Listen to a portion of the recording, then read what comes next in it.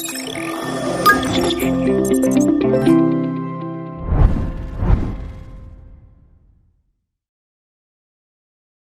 and welcome to this lesson on relative and expected frequency. By the time you finish this video, you will be able to calculate relative frequency of an event using experimental results. Next, compare relative frequency with theoretical probability to understand how experimental results may differ from expected outcomes. And finally, calculate the expected number of outcomes using probability and the number of trials. Let's get started.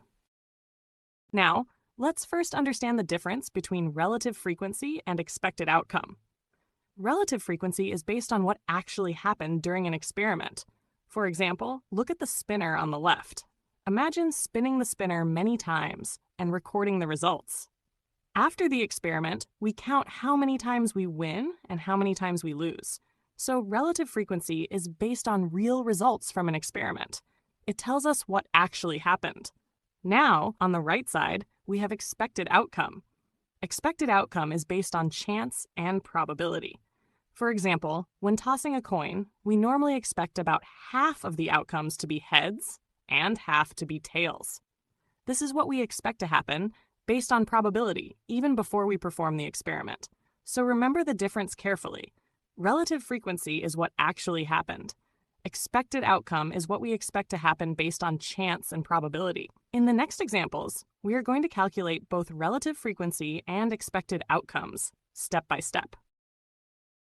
Now, let's carefully compare relative frequency and expected outcome using this spinner example.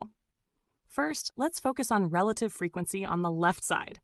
Relative frequency is calculated using the formula: number of times an event happens divided by the total number of trials.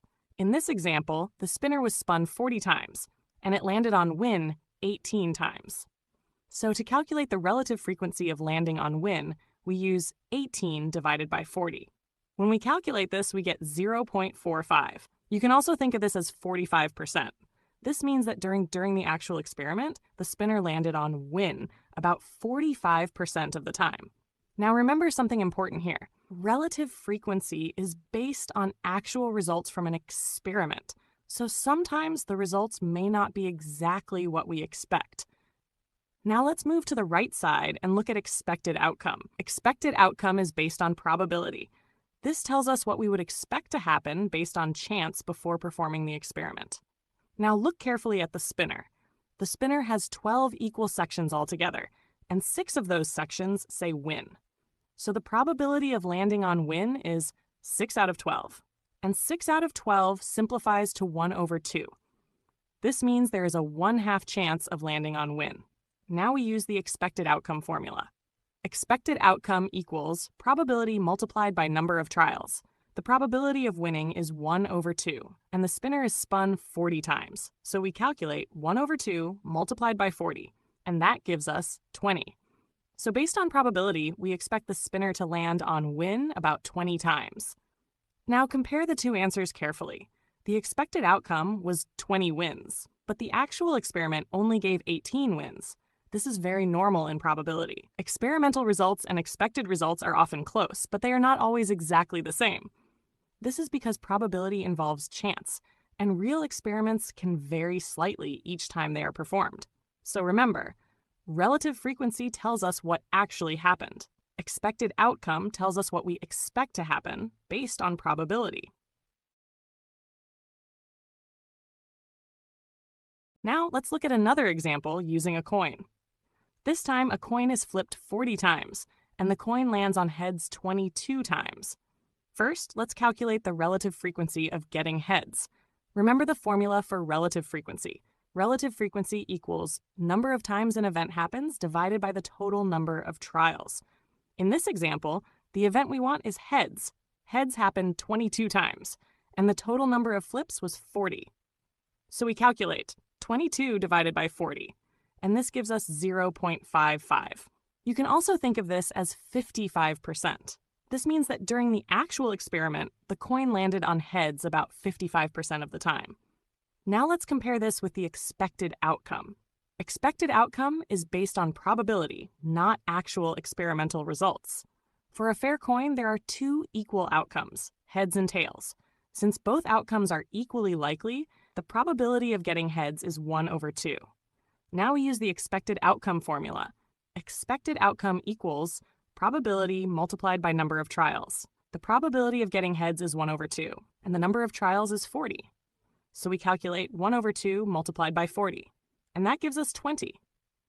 So based on probability, we expect the coin to land on heads about 20 times. Now compare the two answers carefully. The expected number of heads was 20. But in the actual experiment, the coin landed on heads 22 times. Again, this difference is completely normal in probability experiments. Sometimes the experimental results are slightly higher, and sometimes they are slightly lower than the expected outcome. This happens because probability involves chance. But usually, when the number of trials becomes larger and larger, the relative frequency gets closer to the theoretical probability. So remember, relative frequency is based on actual experimental results. Expected outcome is based on probability and what we expect to happen.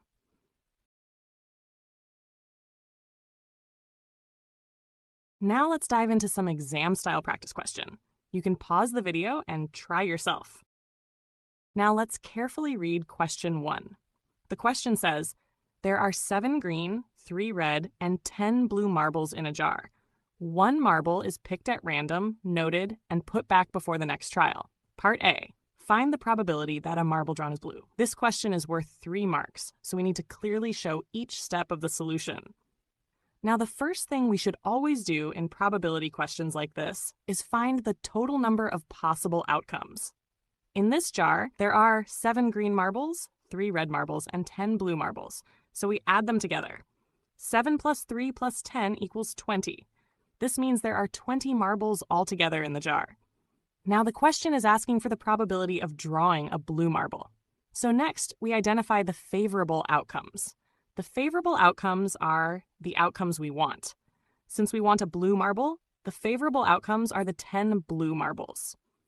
Now we use the probability formula. Probability equals number of favorable outcomes divided by total number of possible outcomes. The number of favorable outcomes is 10, and the total number of possible outcomes is 20.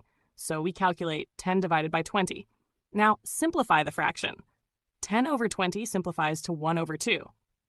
You can also write this as 50% or 0.5. So this means that half of the marbles in the jar are blue. Therefore, the probability of drawing a blue marble is 1 over 2. So the final answer is P of blue equals 1 over 2.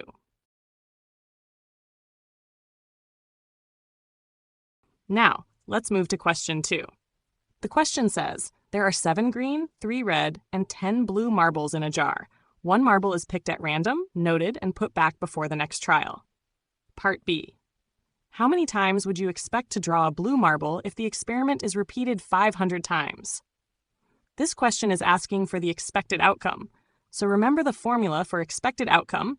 Expected outcome equals probability multiplied by number of trials. Now first we need to find the probability of drawing a blue marble. From the previous question, we already know there are 7 green marbles, 3 red marble, and 10 blue marbles. So the total number of marbles is 7 plus 3 plus 10, which equals 20. Now we find the probability of drawing a blue marble. There are 10 blue marbles out of 20 marbles altogether. So the probability of blue is 10 over 20. And 10 over 20 simplifies to 1 over 2. Now we move to the expected outcome formula. The probability of drawing a blue marble is 1 over 2, and the experiment is repeated 500 times. So we calculate 1 over 2 multiplied by 500, and that gives us 250. This means that if the experiment is repeated 500 times, we would expect to draw a blue marble about 250 times. Remember, this is an expected value based on probability. The actual result in a real experiment may be slightly different because of chance, but based on probability, the expected number of blue marbles is 250. So the final answer is, we would expect to draw a blue marble about 250 times.